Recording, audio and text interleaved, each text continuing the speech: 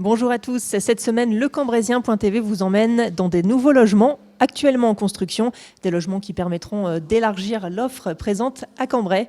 On vous en parle en détail tout de suite avec 2 exemples.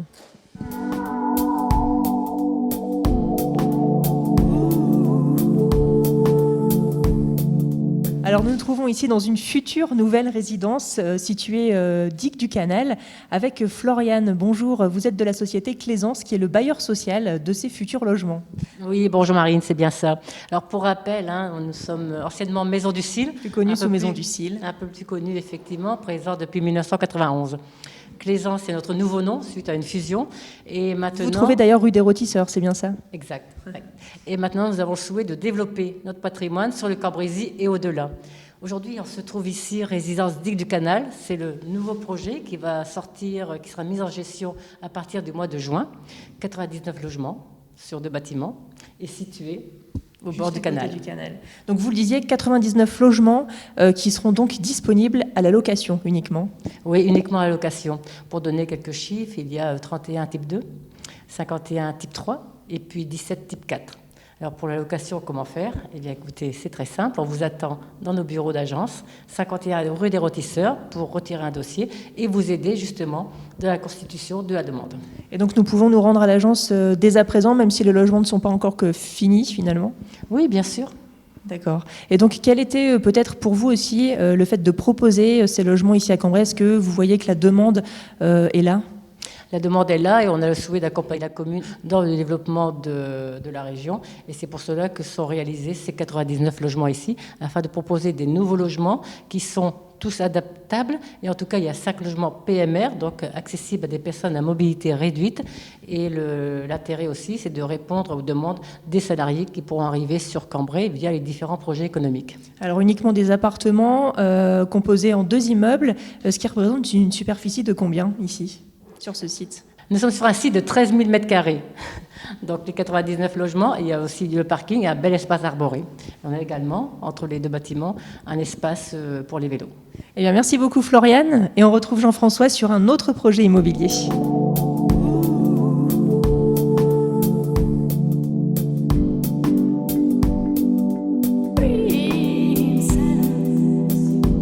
Avec Manuelle Norev, donc directrice générale de la société Norevi.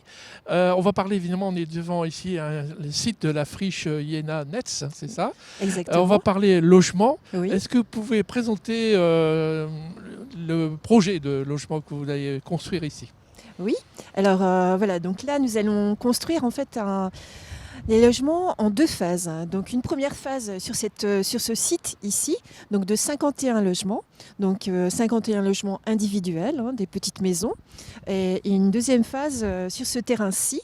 Donc nous allons construire 16 logements en collectif en front de ta rue et 16 logements en semi-collectif un petit peu derrière là.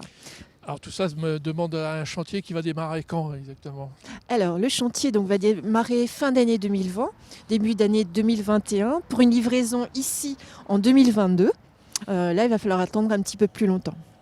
Alors, les logements sont destinés en particulier à qui, en priorité plutôt? Alors, ce sont des logements locatifs sociaux, donc c'est du logement social, donc qui s'adresse à toute personne qui entre dans les plafonds de revenus du logement social.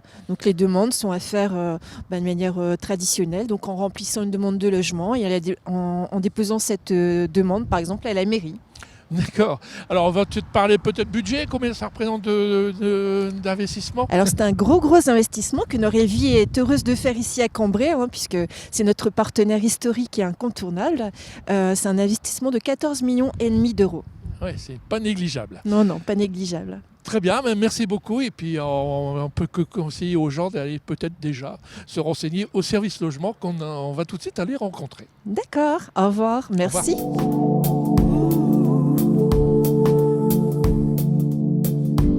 Le logement qui est aussi l'une des compétences de la ville et de la mairie de Cambrai. Nous nous retrouvons d'ailleurs avec Karine du service logement. Bonjour Karine. Oui, bonjour. Alors que fait-on ici au service logement tout simplement? Alors ici principalement nous sommes en collaboration avec les sociétés d'HLM et nous sommes devenus depuis 2016 un guichet enregistreur. Donc nous recevons les demandes de logement social des administrés Et nous enregistrons sur le service national d'enregistrement, donc le SNE. Et ensuite, les bailleurs ont accès directement aux différentes demandes des usagers. Ensuite, les bailleurs nous font part de leur libération.